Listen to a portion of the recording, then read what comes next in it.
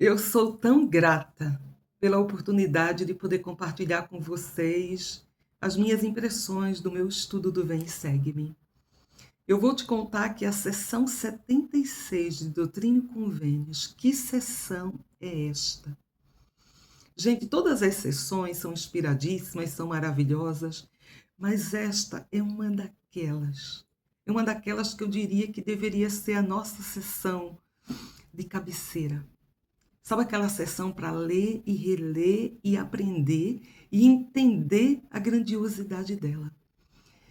Eu fico imaginando quando eles tiveram esta visão, porque essa sessão foi conhecida como a visão, que mudou tudo, que foi um divisor de águas entre tudo o que se acreditava antes dessa revelação.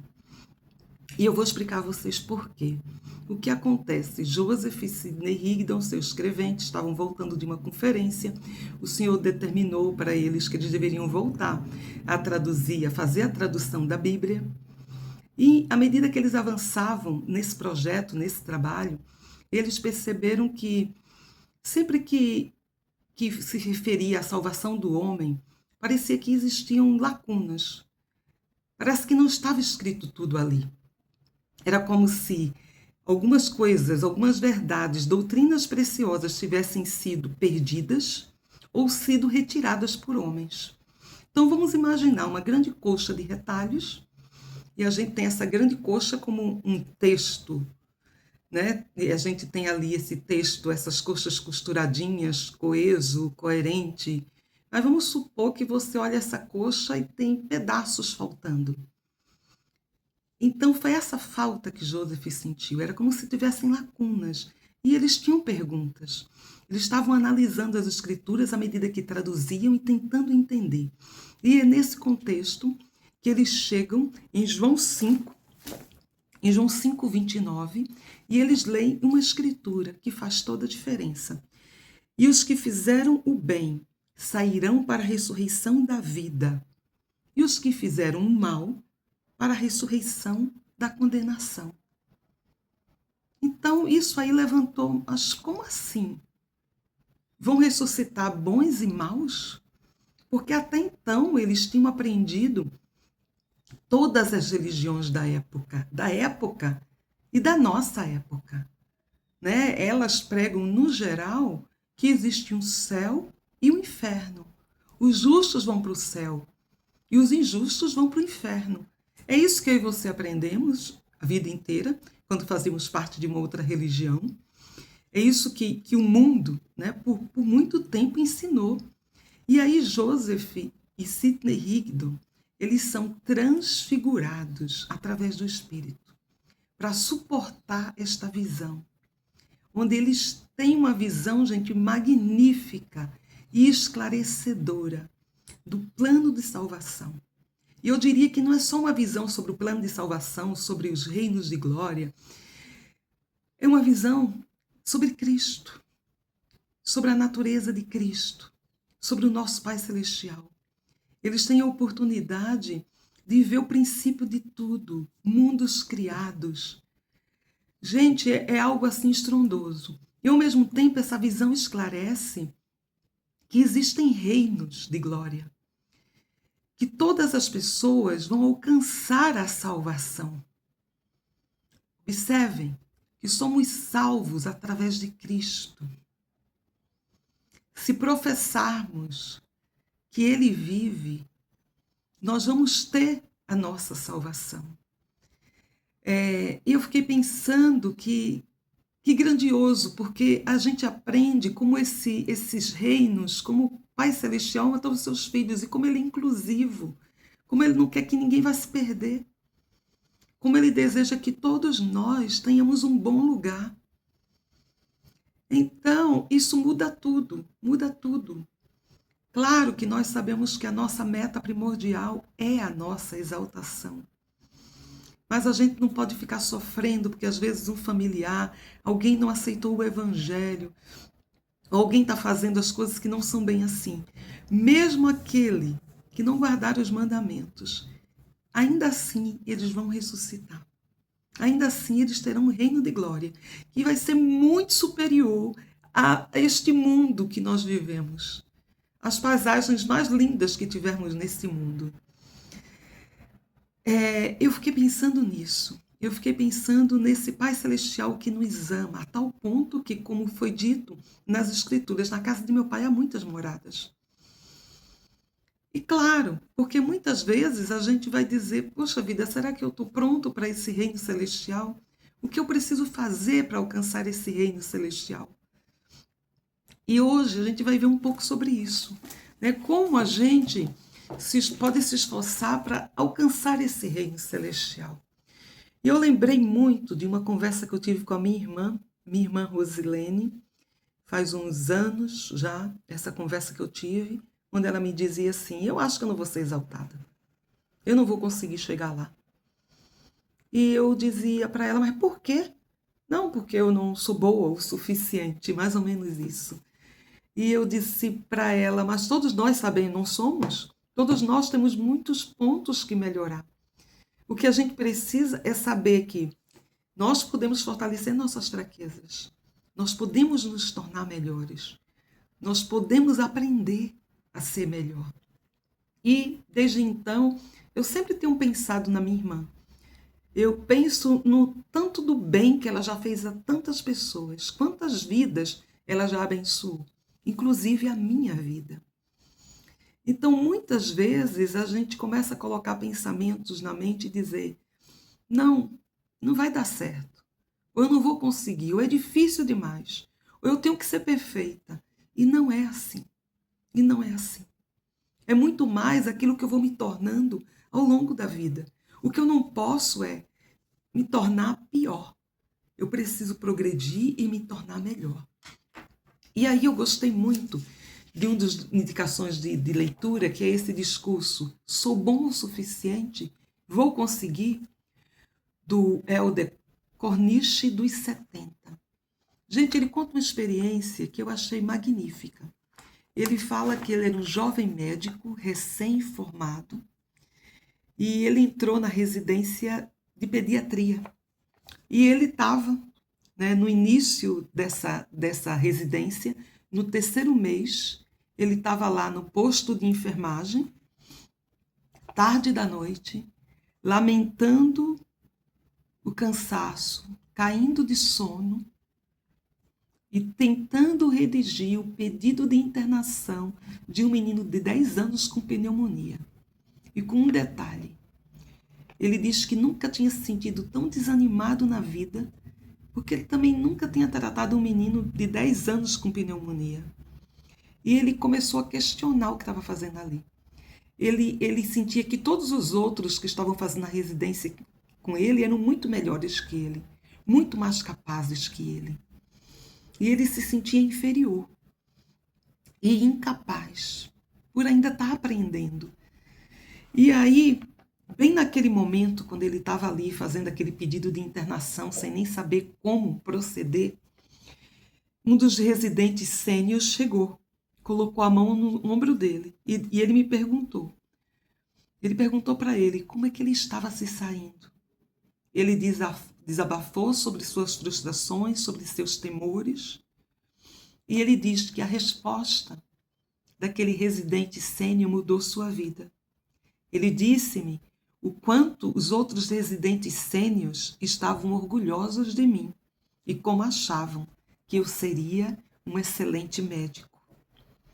Em resumo, ele acreditou em mim quando nem eu acreditava em mim mesmo. E aí ele disse que aconteceu isso com ele. E com frequência pode ser que você se pergunte, será que sou bom o suficiente como pessoa? Será que vou mesmo conseguir alcançar o reino celestial?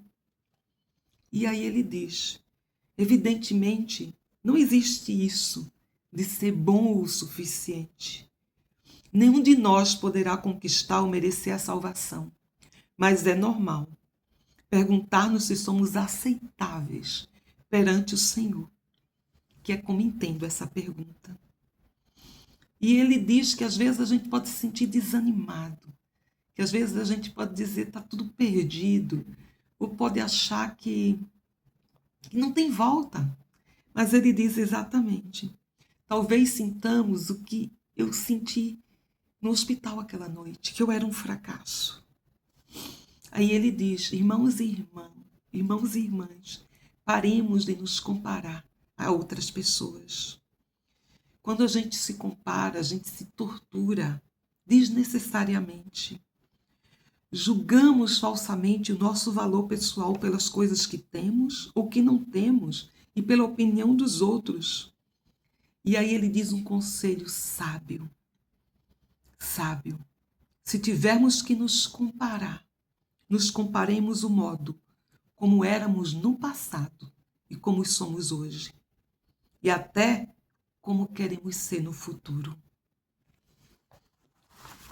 Então, gente, todos nós vamos falhar, todos nós vamos em algum momento nos sentir que realmente não somos bons o suficiente. Ou talvez não estejamos sendo aceitáveis diante de Deus. E aí é o momento da gente mudar a nossa oferta. É o momento da gente fazer a nossa análise pessoal, a nossa autoanálise, traçar o curso. A gente precisa, de vez em quando, sentar, rever nossa vida, nos olhar no espelho, dizer o que eu estou fazendo de errado. O que eu preciso mudar? O que eu preciso fazer para me tornar mais semelhante ao meu Salvador? Para alcançar esse reino celestial. E é isso que ele diz. A gente não precisa se comparar com os outros. As pessoas têm vidas diferentes, dons diferentes, habilidades diferentes. Todos somos diferentes. O que nós precisamos pensar é nosso potencial divino. É como eu era antes e como eu sou agora. Eu estou igual a 5 anos atrás, eu estou igual a 10 anos atrás. Ou eu consegui vencer tal e tal fraqueza, ou eu estou melhor. Eu estou progredindo ou estou regredindo? Eu estou olhando a minha meta principal ou eu estou regredindo? E ele fala, né? O que nós não podemos ser. Nós não podemos nos rebelar. Nós não podemos, porque o Senhor não aceita rebelião. E é bem o que a gente vê na sessão 76, porque fala sobre aquela grande guerra nos céus. Fala sobre Lúcifer. E de como ele era um líder, mas que se rebelou. E de como ele caiu. Como era a estrela da manhã. De como ele estava lá conosco. Como ele era amado pelo Pai e ele caiu. Porque ele se rebelou. Não podemos dar espaço para rebelião na nossa vida. Não podemos. E ele fala a importância da expiação, do arrependimento com sinceridade. Então ele diz, se você não se rebelar, se você se arrepender com sinceridade, se você perseverar, você será aceitável perante Deus. Ele diz, se nos arrependermos com sinceridade, Deus vai nos perdoar. Mesmo que tenhamos cometido o mesmo pecado repetidas vezes. De acordo com Elder Holland, por mais chances que achem que perderam, por mais erros que sintam ter cometido, testifico-lhes que vocês não foram para além do alcance do amor divino. Não lhes é possível afundar tanto a ponto de não ver brilhar a infinita luz da expiação de Cristo. Então, ele explica, não significa que pecar não é agir errado. Não, pecado sempre vai ser pecado. E o pecado tem consequências. O pecado nos fere, o arrependimento é difícil, nunca foi fácil. O pecado premeditado é uma grave zombaria do sacrifício do nosso Salvador, que quando a gente faz aquele pecado premeditado, eu vou fazer e me arrependo depois. A gente está zombando desse sacrifício. Ele nos alerta para tudo isso. Mas ele está dizendo, tem volta, você só tem que parar onde você está e traçar o curso e perseverar e aprender, né, que o evangelho é perseverança, que nunca seremos bons o suficientes, mas precisamos continuar nos esforçando. Lembro sempre do meu marido que dizia que o Senhor não vai esquecer dos nossos esforços. Ele não vai esquecer você arrumando seus filhos cedo para levar às reuniões da igreja, os domingos frios ou calorosos. Ele não vai esquecer a sua missão, a sua ministração, os seus chamados, os almoços missionários, a sua limpeza da capela. O Senhor ama o esforço. Então que a gente possa pensar nisso. Estou me esforçando para chegar no reino celestial? Estou me tornando alguém melhor? Sou alguém melhor hoje? E aí, gente, quando a gente continua essa sessão, eu fiquei tão assim maravilhada com ela, que hoje, quando eu acordei, eu disse: eu preciso escutar o hino Grandioso És Tu. Eu preciso escutar. Porque é sobre isso que fala essa sessão. Quando a gente vê no versículo 1, ouvi, ó céus, dai ouvidos, ó terra, regozijai-vos. Imagina, alegrai-vos, vós, seus habitantes, pois o Senhor é Deus e além dele não há salvador algum. Grande é sua sabedoria, maravilhosos são seus caminhos e a extensão de suas obras. Ninguém pode descobrir. Seus propósitos não falham, nem há quem seja capaz de reter a sua mão. Gente, a gente precisa confiar em Deus e saber que é grandioso. Nós estamos aqui falando, né, de nosso Salvador Jesus Cristo, que é grandioso. E ele diz, de eternidade em eternidade, ele é o mesmo e seus anos nunca se acabam. Gente, eu fico imaginando Sidney Rigdon e Joseph Smith tendo essa visão.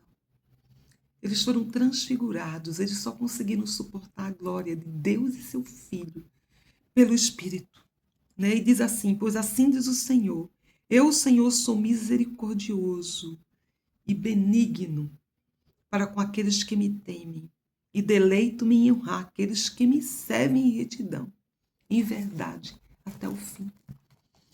Então, eu preciso seguir adiante em retidão, é perseverar, é guardar convênios. E ele fala, né, que ia revelar para Joseph e Sidney Rigdon mistérios. E aqueles que também, né, recebessem essa glória podiam contemplar tudo isso, todas as maravilhas da eternidade.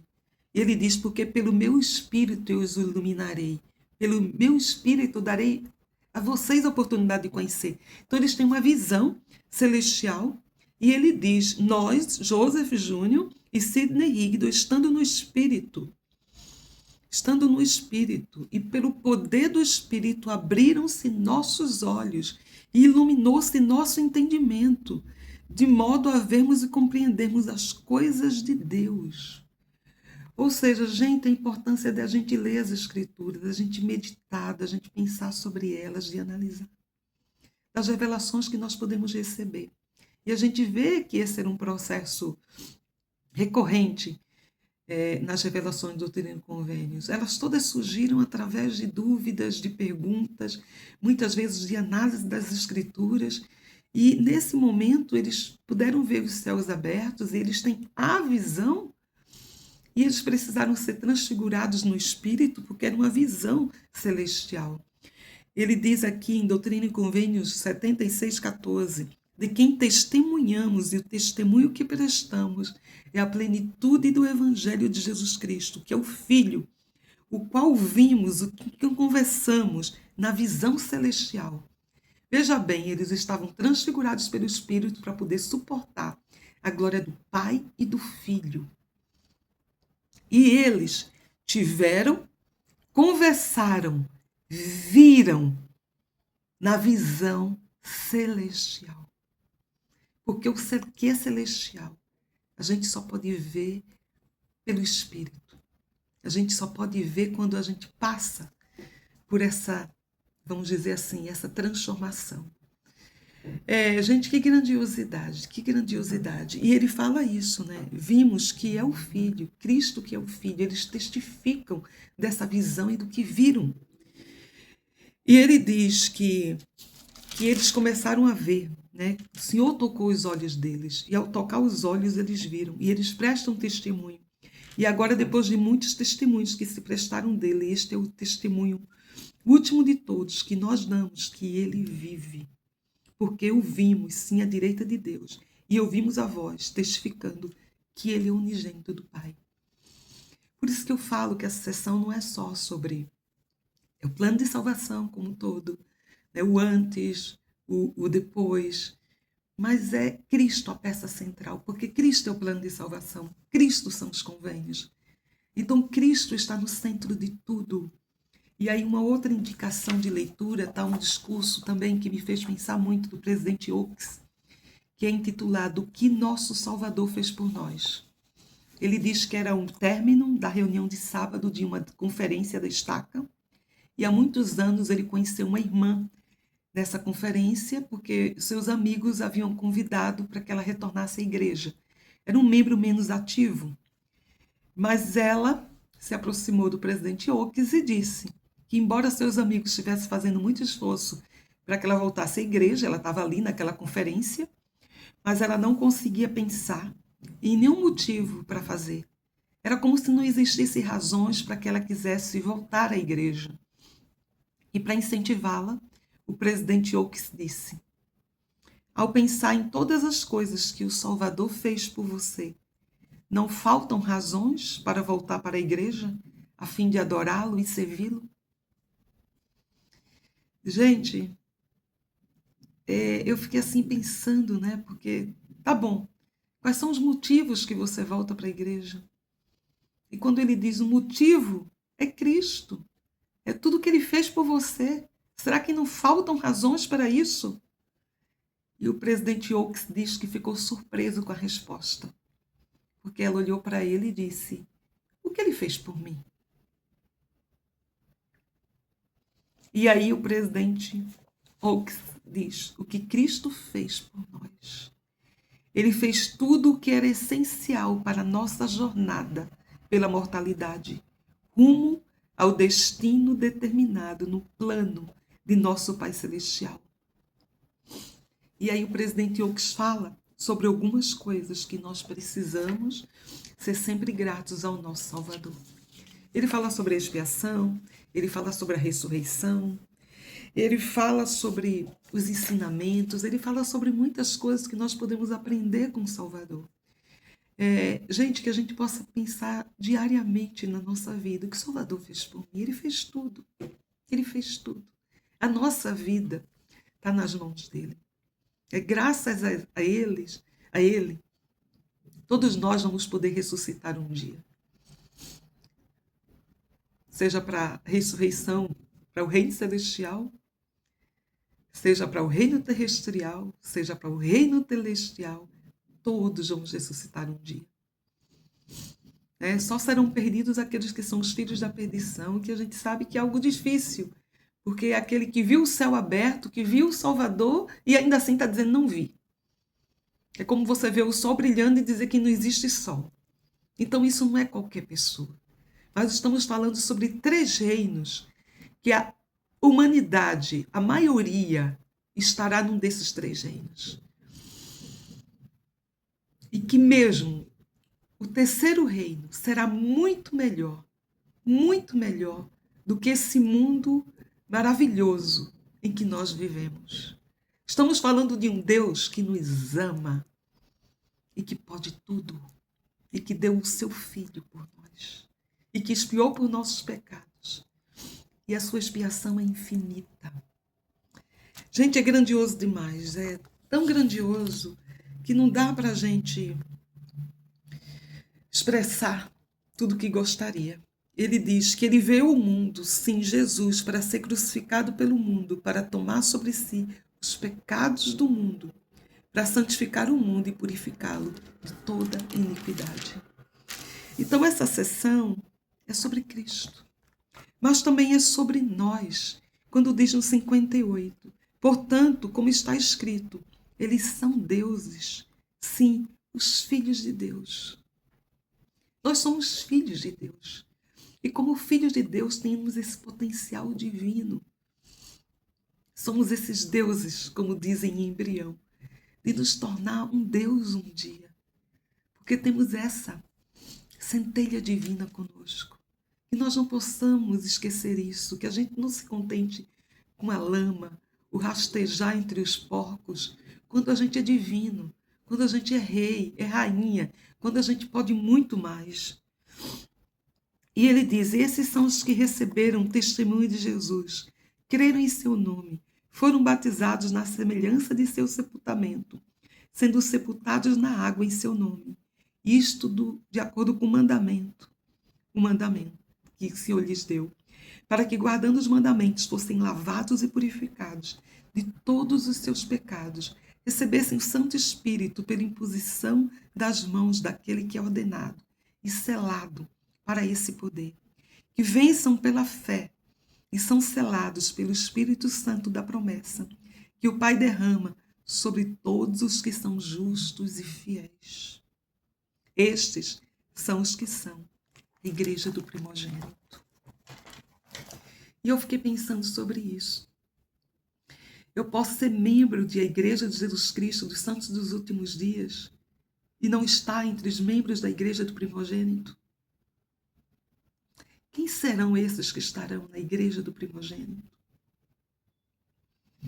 Gente, é os que guardaram convênios, é os que fizeram convênios, é os que perseveraram, é aqueles que disseram assim: olha, não sou perfeito, mas eu posso me tornar melhor. Eu não posso ficar igual 10 anos atrás, 15 anos atrás. Eu preciso progredir. Eu preciso vencer os meus desafios. Eu preciso guardar os mandamentos. Eu preciso perseverar. São esses que se esforçam, que vão fazer a diferença, que vão para a igreja num domingo gelado, que lembram do outro para ministrar. São esses que procuram ser mais generosos, que muitas vezes pagam um dízimo com sacrifício. Então, gente, que a gente possa realmente pensar em como existe um Deus amoroso, que é o nosso Pai Celestial, e um Salvador, que fez tudo, e que a gente pode centrar a nossa vida nele. Né? E como ele disse, regozijai-vos. Eu fiquei pensando, porque quando foi dada essa sessão, houve um reboliço. Saiu no jornal local. A loucura. Porque eles não entendiam. Como assim? Todos podem ser salvos? Todos podem chegar e receber um reino? Que delírio é esse? 2 anos depois da restauração do Evangelho, presidente Brigham Young, que na época não era membro, ele teve contato com os missionários e ele conheceu a visão. E ele ficou muito confuso, porque a vida inteira ele tinha aprendido o que era céu, os bons vão para o céu e os ruins vão para o inferno. E quando ele começou, ele achou aquilo surreal. Mas à medida que ele foi analisar, à medida que ele foi pensar, ele recebeu um testemunho dessa visão. E um testemunho que Joseph era um profeta de Deus. Ele se converteu. Tornou-se o profeta que sucedeu Joseph Smith. Então sempre vão ter os céticos, sempre vão ter os que não acreditam quando se existe uma revelação. Sempre. E vão aqueles que vão aprender pelo Espírito. E o Espírito vai ensinar. E o Espírito vai testificar. Sou muito grata por esse evangelho. Leiam essa sessão, leiam na íntegra, leiam. Esse plano é tão perfeito que nós temos a liberdade de escolher. Tudo é liberdade de escolha. Ele é tão perfeito que um dia, se a gente não conseguir chegar no reino celestial, a gente não pode dizer e não vai poder culpar outra pessoa. Porque foi nós quem escolhemos, nós que decidimos, nós que fizemos nossas escolhas. Eu estou indo daqui a pouco para o aeroporto, porque eu estou indo para Recife. Hoje é um dia feliz, porque eu vou rever meus pais. A minha filha também está chegando dos Estados Unidos com a família dela. Mais alguns dias vai estar conosco. E gente, nesses preparativos de viagem, faz uns 2 dias que eu comecei a arrumar a mala, e eu estou, tira isso, pesa, está dando excesso. E eu percebi que é difícil a gente arrumar a mala, porque envolve escolhas. Eu levo, isso é o mais importante, isso é o menos importante, isso pesa demais, para que se enquadre nas normas, para que não se pague mais pela bagagem. E é tão difícil fazer escolhas com uma simples coisa que é arrumar a mala para uma viagem. E eu fico pensando que na vida a gente também decide o que coloca na nossa mala.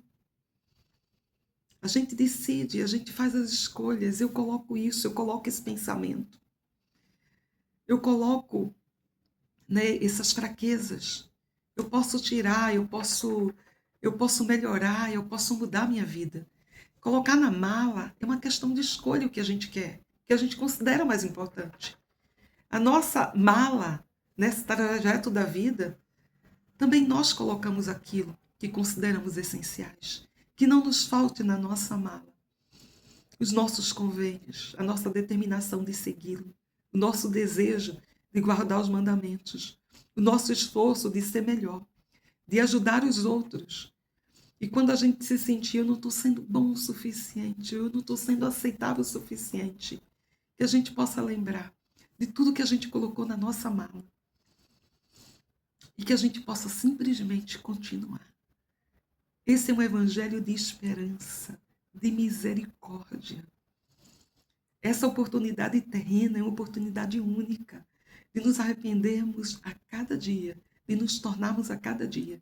E que hoje seja um novo dia na sua vida, na minha vida, sendo melhor do que ontem. E que o Senhor nos abençoe. Até a próxima.